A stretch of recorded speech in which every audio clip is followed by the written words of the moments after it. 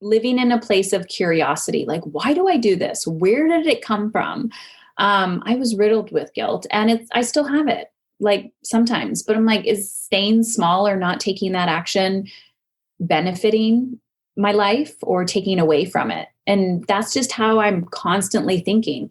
Is this action or inaction going to benefit me or take away from? And because I know now that taking away from me is not taking away from anybody else. This is your Kick-Ass Life podcast, episode number 377 with guest Heather Chauvin. This is the Your Kick-Ass Life podcast with Andrea Owen, a no BS guide to self-help and badassery.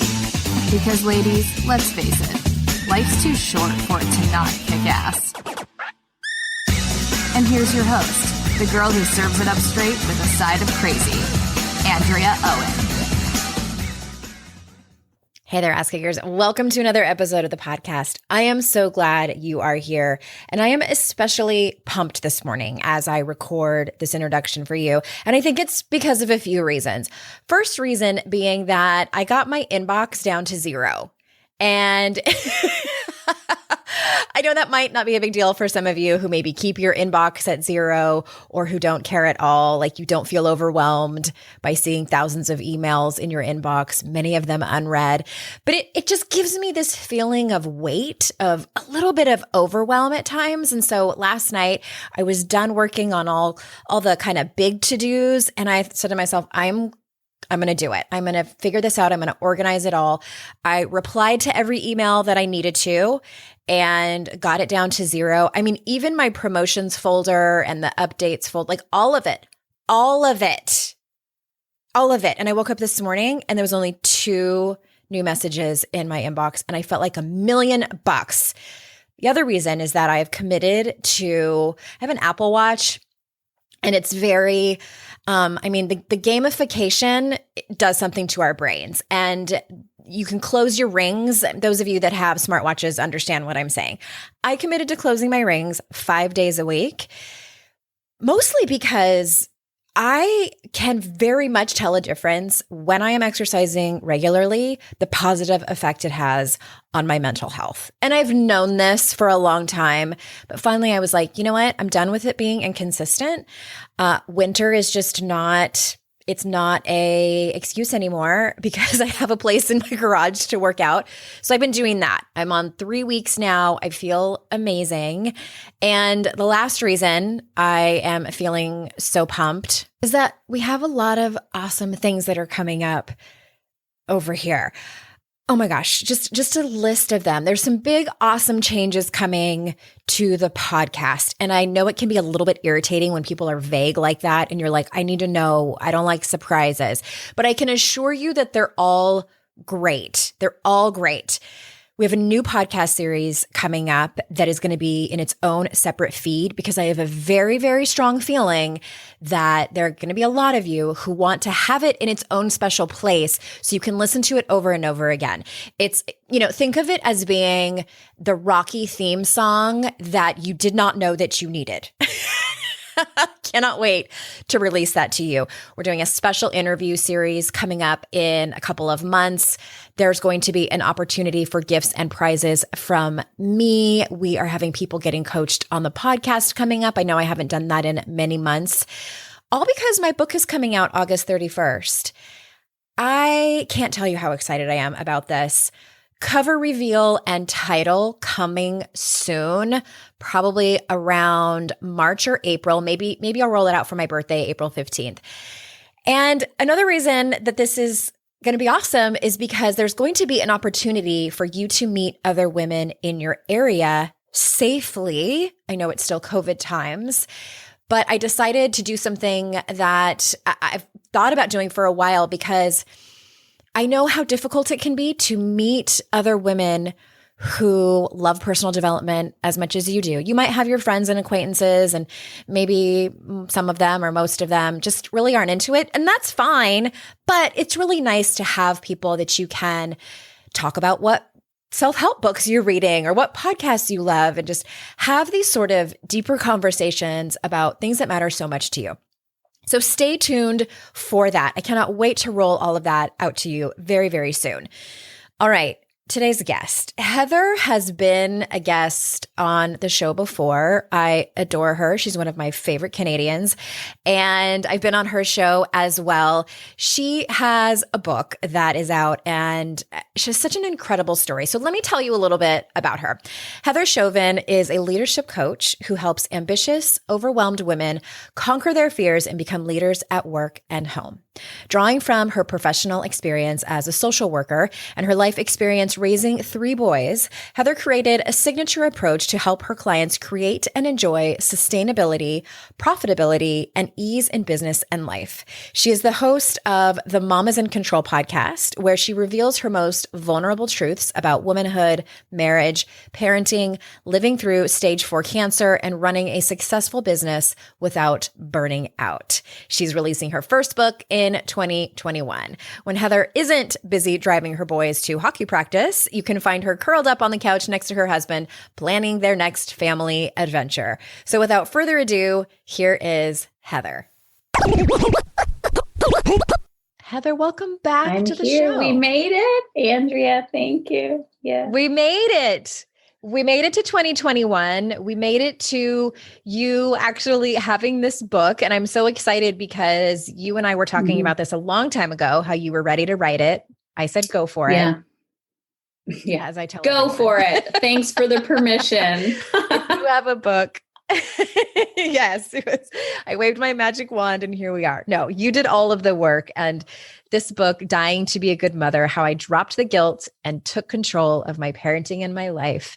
It actually, well, this is coming out a few days before it actually drops, but pre-orders are available. And I think I want to kick it off with the question that so many people, I always wonder, especially when people write a book that is a large part of their own personal story. So the question becomes, why did you feel the need to write this book? I ask myself that too. I do. To be honest, I did not want to. It was a desire. Those little inklings, those things inside of you that just keep tapping at you. Yes. That was there for me for 15 years of like, you're going to write a book someday. And I'm like, no, I hate writing. That's awful. I do not identify as a writer. I don't want to spend my time writing.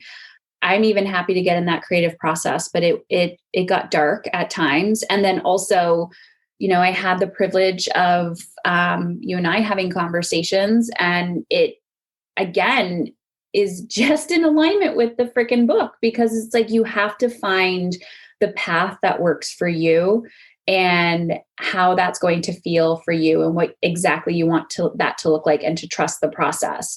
But I'll tell you this story, and I don't think I tell it in the book. I dedicated my book to my grandmother, because you and I, well, not you and I, but I've been saying, I'm going to write a book. I'm going to write a book. I'm going to write a book. I got closer and closer and closer to it.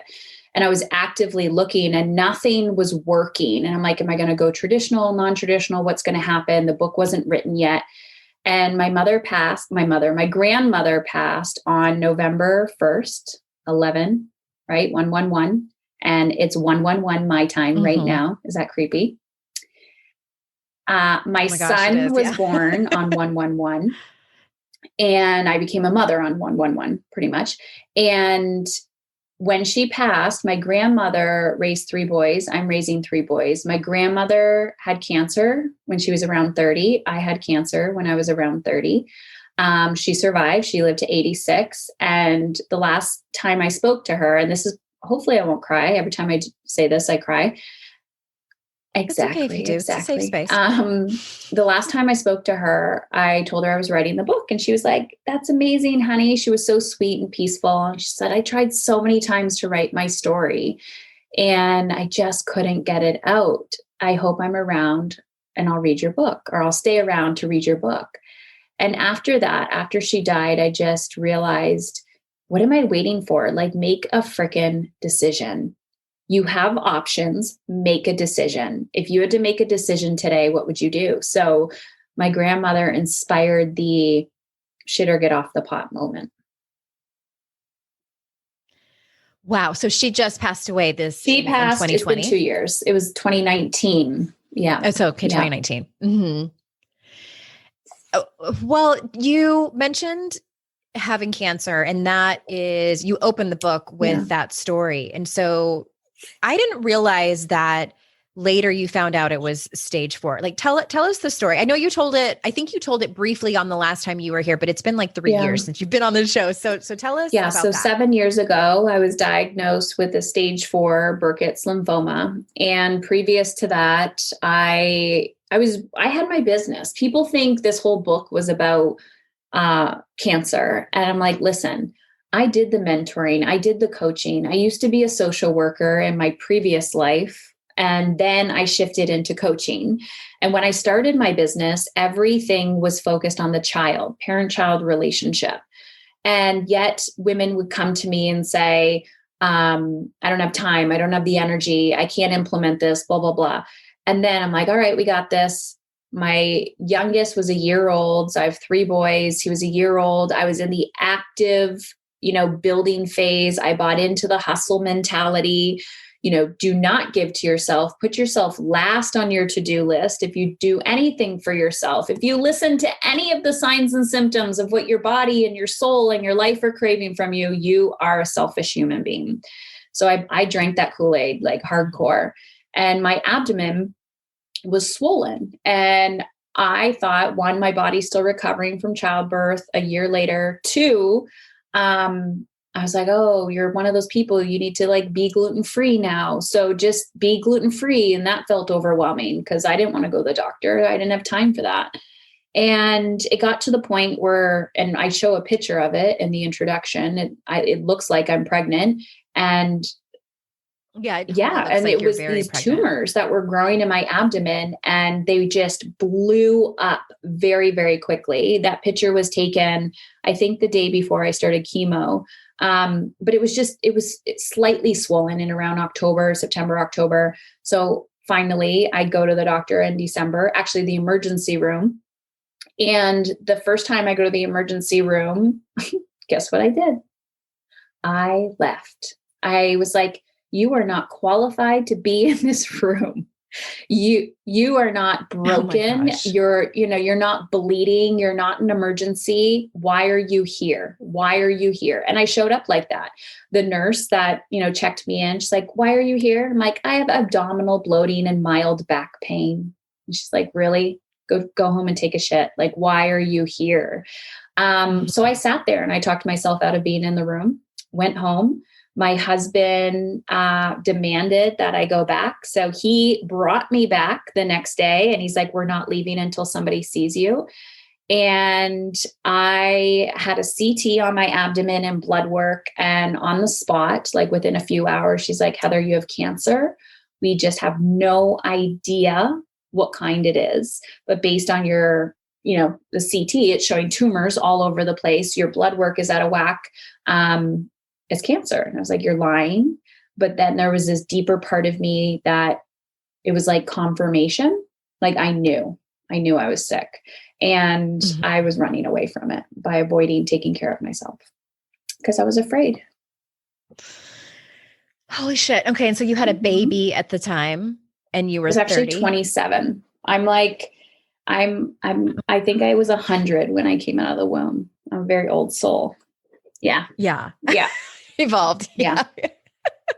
I can't wait till I'm like midlife, to be honest with you. I love that. Cause like for so long you and I were friends and I thought you were my age, and I am like practically old enough to be your mom. If you were like 10, yeah. No, but you are definitely an old soul. And to me, it's like a head explosion that you talked yourself out, like you disqualified yourself from actually being there. But I think that points to everything you were saying and how you felt like you didn't have time. And also, I feel like you were pointing to this, but tell me if I'm wrong, that you were kind of trying to run away from it. So was that in a way a form of denial? You also severe denial. And then I put my children in front of me as the excuse, right? I'm a mother. And it's the self-fulfilling prophecy. I got feedback like, yeah, you're exhausted. You're a mother.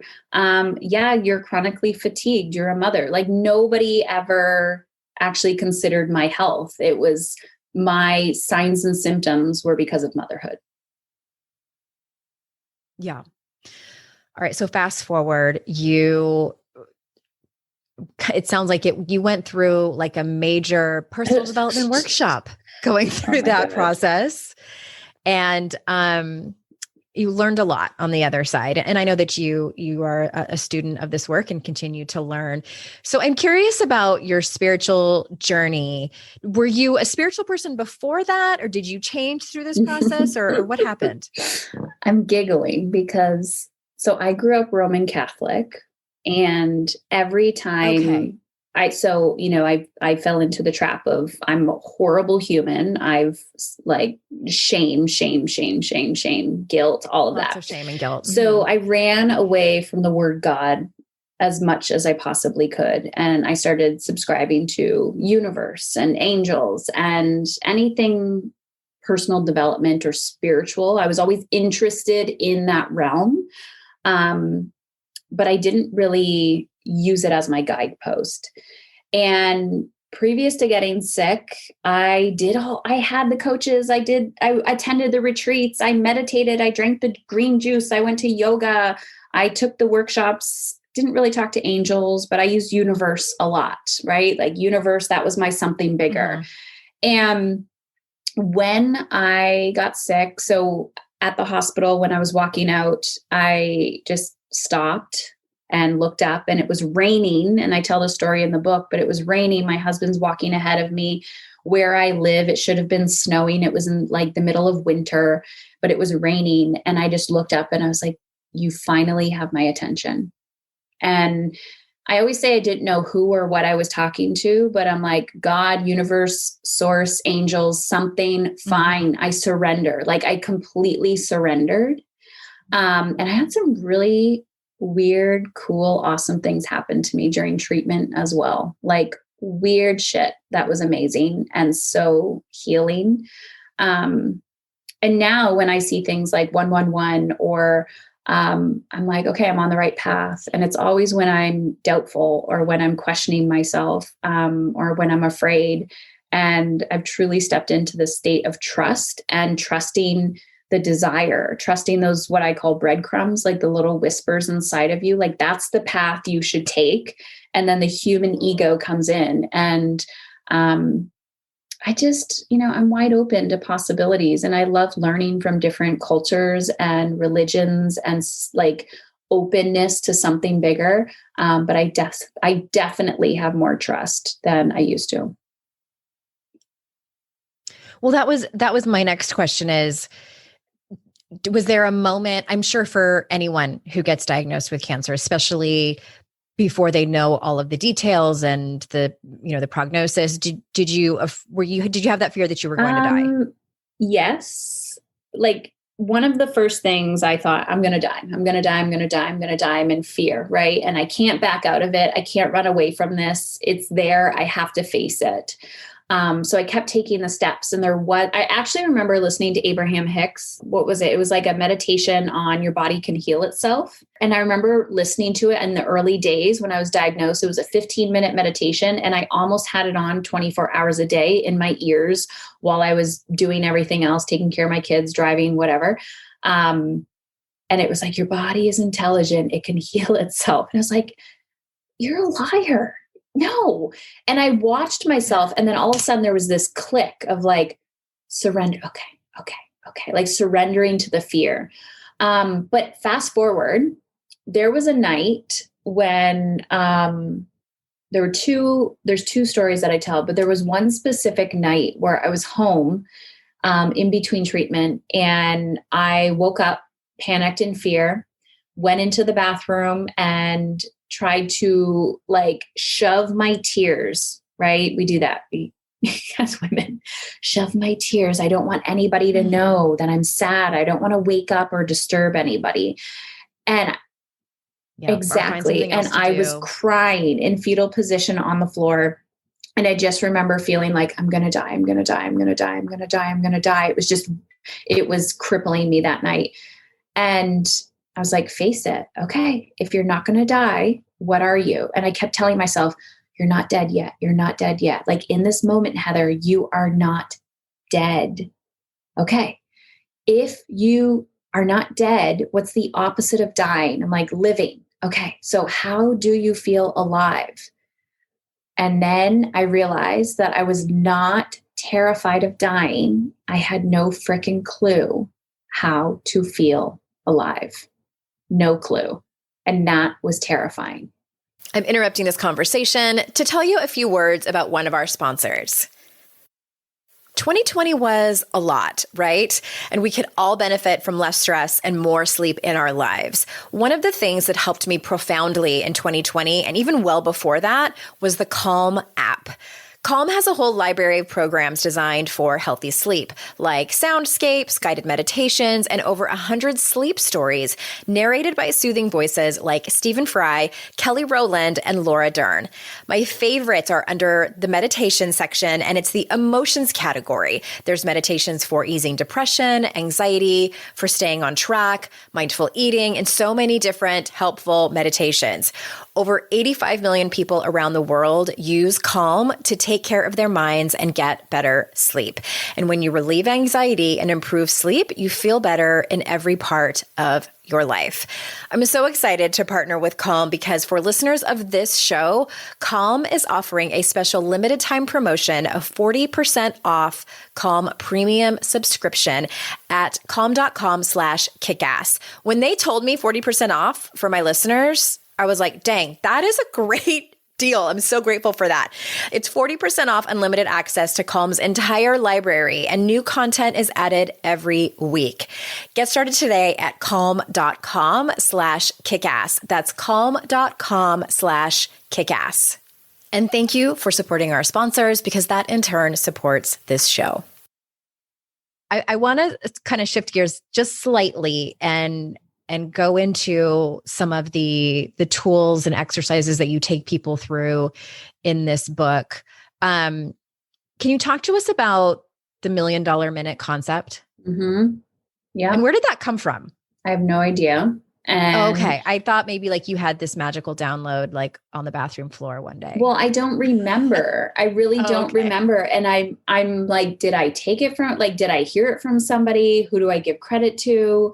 I have no idea, but it's kind of like that moment where, you know, you can have all of the money in the world and you can generate more money, but time is limited and it's finite. Yeah. And if you realize, so I kept telling myself, if every 60 seconds of your life is worth $1 million, are you satisfied with your investment?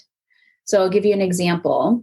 Somebody sends me a message and says, would you like to go for a coffee, tea, walk in COVID? Okay.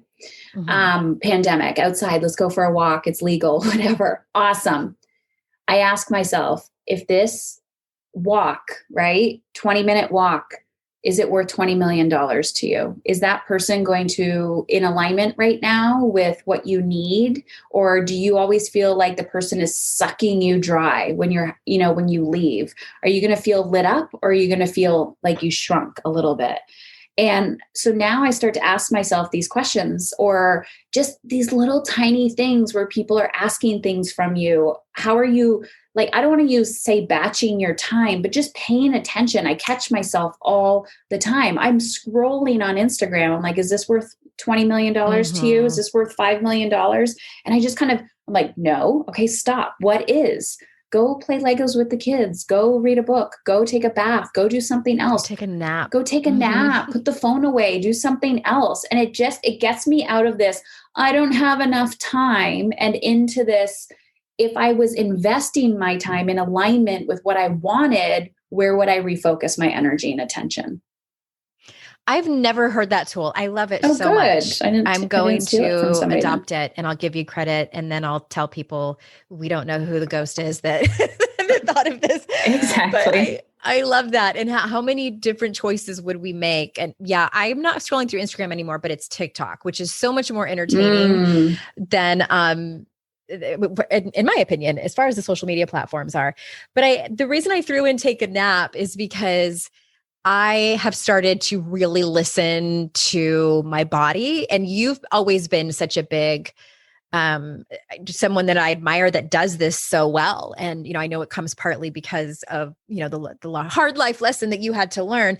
But even right before we got on the phone and I was sharing with you that I started my period this morning, and the first day of my period kicks my ass up and down the street. And I had an hour before you and I were going to get on the phone, and I have this to-do list of things to do. And I'm like, okay, I can knock out a couple of these things. And I sat at my desk and I got nothing accomplished because I just had like my head in my hand and I just like my eyes were heavy. And I thought to myself, you know what, Andrea, go lay down. Go lay down for 15 minutes. If I fall asleep, I'll just tell Alexa to wake me up and it'll be fine. And I did. I just laid down for a few minutes and I feel so much better. And so to me, that was worth what would have been $15 million because I laid down for 15 minutes because it allowed me to come to this conversation not feeling like I just got beat up. Yeah. And think about how much more, right? We have to think of the value add, not the take away, not the actual investment of what we're quote unquote losing. Because like you said, you're like, I have this big to-do list. I need this hour. No, you're not even doing it. So why don't you take the nap? Right. Exactly. That was the main point. And it's not going anywhere. It's not an emergency. No one's going to, the police aren't going to come pounding my door down. No. They've got better things to do, especially here in the United States right now. But I love that you said that it's the value add. Like I am a better human. I am a better podcaster. I'm a better friend to you if I can come as my best self. Exactly. And I love that. Even to ping off of that, why are we giving our power away to a piece of paper and a list? Like, I have so much to do. I'm like, yeah, me too. Don't we all? Who's in control here? Yeah. I also like to shift perspective. Like if we could just take this whole lesson one step further in that sometimes I might beat myself up for, I'll say something like, oh, it's just my period. I can plow through, I can do it. And so the perspective shift might look like, you know what? I've been menstruating for like 30 years. Like how amazing is that my body still at 45 years old thinks that thinks that I want to have children and is like ready for it. Like that's incredible. So sometimes even just that gratitude shift can change everything. And I don't know. I have found that it does. It takes a lot of work. I love that you're like, mental shift. My body thinks I still want to have children. This is hilarious. It is hilarious. There is a lot of that, but it's also like, wow, it's been doing this for how long? And I still haven't learned the lesson to listen. That's a lot of days menstruating. Yes. Think about it. You're like, you're here again. It's like Christmas when you haven't financially prepared for what happened? And you're like, already? You're like, yes, it happens every year. The holidays, birthdays, menstruation, like what's going on? That's how it works. Yeah. For sure. Well, but you also talk about in the book about these three zones, and it's like a stoplight, red, yellow, and green zones. Can you explain those and then how they can be used in people's lives and at work? So we have a small amount of the listenership who are entrepreneurs. Most of them are 9-to-5ers or stay-at-homers. So tell us about the zones. So I like to just, and I don't know where I got this either. It's the zones of regulation. You could probably Google that and find it, but just visualize a stoplight, right? We know what to do with the red. We know what to do with the yellow. We know what to do with the green. I think of human behavior the exact same way. You cannot solve any problems when you are either in a state of red or you are living in a state of red. So this is when a child is having a tantrum and you are like, stop it, don't do that, blah, blah, blah. Why are you doing that? The child's losing their mind. Let them be in their red. Just let the emotion process. Then in the green zone, when the child is calm again, you're saying, okay, what happened earlier? Right? And if they go from green to red, you have to be like, okay, we'll have this conversation again when we're both calm. But we don't realize that we have different states and zones in our lives of emotional regulation and the way that we're living. Example, my physical body was in a state of red. I was living from that place. And yet I'm like, why don't I feel amazing? Why don't I feel alive and energized? I had no healthy habits. I wasn't practicing them. I was reading the books and listening to the podcast, but I wasn't invested in actually living in a green zone. And then there's this beautiful yellow zone where everyone pretends that they don't have. And they're like, I don't know. One day I was in green, the next day I was in red, or my child's behavior, they just go from green to red. I'm like, listen, this is that all or nothing mentality. This is the go-getter. This is the, bulldozer. We need to slow down and to be mindful and to pay attention. Before you got cancer, Heather, there were signs and symptoms. What was your yellow zone? Oh yeah, that was probably going on for like a year or two. I just wasn't paying attention. When your son throws toys across the room or screams bloody murder or wants to rip all his clothes off because he has sensory processing, what does he do in his yellow zone?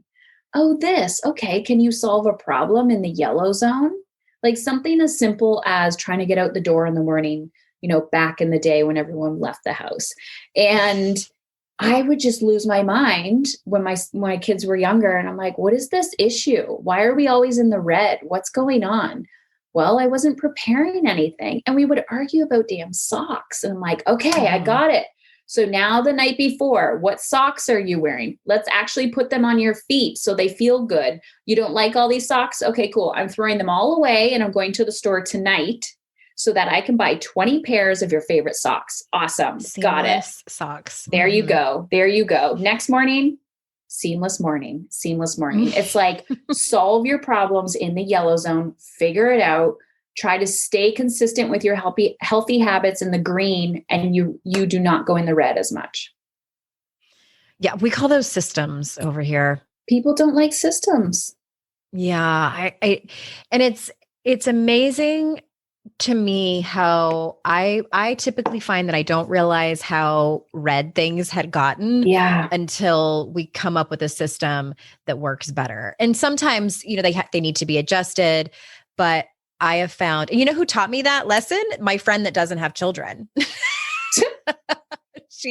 She has systems with her husband, and it's just how things go. They had to start the system because they have dogs, and like one person was resentful because the schedule was different, and that person walked the dogs more often, and then was thus picking up poop, and it was like dishwasher stuff, like things like that. So they came up with systems, and they have a schedule, and I was like, that's kind of amazing. Everybody should have that. So yeah, and that's how I look at that. And I feel like this is a constant evolution, right? So when people ask you I'm going to say dumb question of how do you balance it all? How do you do it all? And I just laugh because I'm like, you can't compare where I am today to where I was 7 years ago to where anyone is there. Your life is different, but it's beautiful in any aspect when you're shifting a system slightly, the biggest relief. And it just blows my mind. It does. Well, I want to stay on this subject and ask you one more question. And you sort of touched on it a few minutes ago, and you talk about energetic time management. So is this the same as what you were talking about, the $1 Million Minute, or is this different? So this is something that I coined post cancer when I was trying to find a system. Because I am such a creative thinker, but there is that like practical side of me that's like, give me the step by step, but that's not how I live my life. Like I don't need everything to be perfect, but I needed like a step by step. So it's reverse engineering how you want to feel. And I fell in love with like the desire map and Danielle Laporte, but I'm like, I got to bring this down. Like how, show me, right? And it's managing your energy. I don't know why as women and humans, we think we're robots and that we don't, what's that meme around houseplants? I know you love houseplants because I was asking you for advice during COVID. I was like, I have so many. I'm like, what kind of plant is that? But we think we don't need sunlight. We think we don't need water. We think we don't need nurturing to grow, right? We're just this like box that doesn't matter.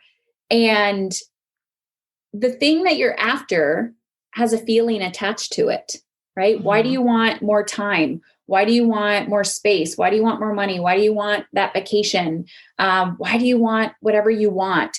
Ask yourself about the feeling. So for me, going back to the bathroom floor, when I was like, I want to feel alive. I want to feel alive. And I was terrified because I didn't know what that felt like. That's where I really started reverse engineering how I wanted to feel. And you're going to laugh at me, but I'm like, what do people who look alive do? Like happy people. Like, what do they do? And I started noticing, I was observing. I think that's a legitimate question. I wouldn't laugh at that. Well, when you start, so I would watch people walking and I'm like, why would you walk? That is so boring. That is so boring. Run, do something. Why would you walk just down the same street every day? Who does that? And then I had these, I'd watch people, this is back before like Instagram was cool. So I'm like, okay, people go to a cafe, they spend way too much money on a latte and they bring a journal. Okay, I'm going to try that. Oh my gosh. I remember the first time I did that and I just cried and cried and cried. And I'm like, this is not feeling alive. I feel like shit. I feel so guilty right now. But what I didn't realize is one, we are addicted to like instant gratification, right? So if it doesn't make me feel alive, I'm not going to do it again. But what I didn't realize is that my cup was so full of guilt that I had to dump out the guilt before I could feel how I wanted to feel. And so this process of energetic time management, managing your energy, the actions that you're taking on a daily basis to feel the way you want to feel, sometimes it's an emotional poop. You got to feel the discomfort before you feel the good stuff. Yes. Oh my gosh, I have so many things I want to tag onto that. And I know you and I talked about guilt the last time you were on the show. We'll drop that link in the show notes. And for me personally, and I don't know if you have a different take about this or not, but I just have found that I surrender to the guilt and I always have a little bit of it. It's especially just as a mother, and maybe just only as a mother, but I have found that it just kind of comes with the quote unquote job. And once I just accepted it, it went way down. I just was like, oh, okay. I made it not wrong or bad. And I also maybe shift the perspective of my guilt is also tied to my worry, which is totally normal as a mother. Yeah. Yeah. So I'm just kind of like, I just shrug and I'm like, it just comes with the job and it doesn't take over my life. It doesn't make me feel terrible. And that's been helpful for me. The other thing I wanted to tag on is I think I know why we do that. I think as women, we do it because that's how we've been conditioned. Like we have been conditioned to be selfless, to be uber productive, to do it without making any mistakes or complaining and making everybody else more comfortable. This is my third book. Like I go off about it and basically I'm talking about how we need to unlearn that conditioning and socialization that we have all received. Yeah. Patriarchy. Makes me angry. Yeah. I feel like once your eyes are open to it and everyone's like, I just feel so guilty. I'm just like, oh my gosh, why do you let that rule? Who made up that? Exactly. Yeah. Feel the guilt. But here, I'm curious your thoughts on this. The wellness space, self-help, feel the fear and do it anyways. Mm-hmm. Nobody talks about guilt unless it's a woman. And I don't see a lot of guilt memes. Feel the guilt and do it anyways. Maybe we should make one. But seriously. And people associate guilt different than fear. I'm like, I feel like it's just fear wearing a mask. You feel like that guilt is fear wearing a mask? In some capacity. I feel like fear can be manipulative. Yes. And maybe because I've done so much work on shame resilience, which is related to guilt, not the same thing, but it's related. I also think that has upped my tolerance for it. And I think one of the biggest things that's helped me and that I really heard when you were talking about when you changed your life, when you went to the coffee shop and got the journal and were interested in Desire Map, like that's you just getting really curious about what's next and what's possible for you. I think curiosity without attachment can truly change our life. Yeah. 100%. And to me, that's what you did. That's what I encourage people to do. And so for me, I just got curious about my guilt. Like, who made this up? Who benefits from me being guilty? Certainly not me. No. My children, possibly, like if it's from a protection standpoint, like if my guilt helps them stay protected, maybe, but it's definitely not the same thing. Like they're not mutually exclusive.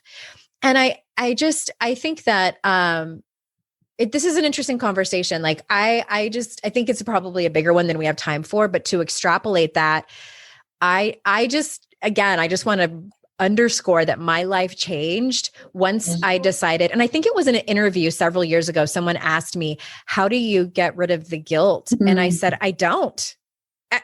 And that's part of the problem. It's like, we feel like it needs to be black or white. We feel like we need to completely get rid of our lack of self-confidence before we go after the thing. Yeah. We think we need to be completely feel amazing in our body before we initiate sex with our partner.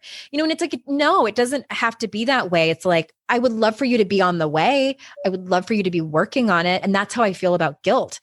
I have gotten rid of a lot of it. Like I don't feel guilty anymore when I leave to travel for work. And I used to, especially when my kids were littler. I miss them, but like, to be honest, I really love being away from them. Yeah. Well, like you said, I'd be mad at my mom if she said that about me. Exactly. And it's really about, like you said, living in a place of curiosity. Like, why do I do this? Where did it come from? I was riddled with guilt, and I still have it.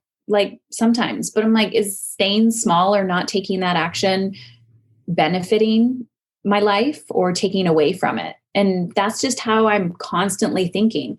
Is this action or inaction going to benefit me or take away from? And because I know now that taking away from me is not taking away from anybody else. It's not. Yeah. Yes. Thank you for saying all that. And I also think that because about half my listeners, are child-free. And I also think that women feel guilt when they aren't working hard enough, when they're not doing enough for their partners, when they aren't doing enough for their girlfriends, when they're not being a good enough daughter. So I think guilt isn't reserved for motherhood. I think it's exacerbated. But the question that I ask myself of who is this benefiting or who is profiting from this feeling that I'm having has changed a lot for me. Ooh, that's a good question. Yeah. That's a really good question. I think I read that, especially the one around profiting around diet culture and asking yourself the question, who is profiting off of, me wanting to buy this $150 wrinkle cream or lose 15 pounds before summer, et cetera, et cetera. Or the guilt-free as a marketing tactic. The guilt-free cookies. Right. Yeah. Are we supposed to feel guilty when we have cookies? Exactly. I'm like, you know what else I hate? Speaking of that, the term shameless plug. Women already have a hard enough time bragging about ourselves. Yeah. Yeah. Okay. I have one last question for you. And I'm curious, what do you want women to either walk away with having read your book, or what do you want them to experience while reading it? One, I don't want you to feel like you have to do anything while reading my book. I want you to feel like you're just listening to or reading a good story, and that you're not alone in the world, and to act on whatever you feel called to act on in your life. I've committed my life. First, it was just becoming. I want to become. I didn't want to feel like crap anymore. And then when I was diagnosed, I didn't want to die. And I went on this journey. And now I just want to be a role model. I want to be a role model, and I want to give an essence of hope. So I just want you to know you're not alone, and to enjoy an actual read. There's nothing more annoying than feeling like you're failing when you're reading a self-help book because you're not implementing it. Totally. Or you're not following the steps or whatever that is. So just like we're having a warm cup of coffee together. And I don't believe you have to kill off any part of yourself to be good in the world. I actually believe it's the complete opposite. So just slowly asking yourself, Where am I discounting myself? Where am I, crossing myself off the quote unquote to-do list? And I'm using that in air quotes. Where am I numb and might not even know? And just giving yourself permission to be really curious of, what do I want? What do I crave? What do I desire? And then having the courage to step into that and go after it. Yes, all of that. Dying to be a good mother. The link is in the show notes. Everybody, thank you so much for being here, Heather. I always love a good conversation with you. And remember, everyone, it's our life's journey to make ourselves better humans and our life's responsibility to make the world a better place. See you next time.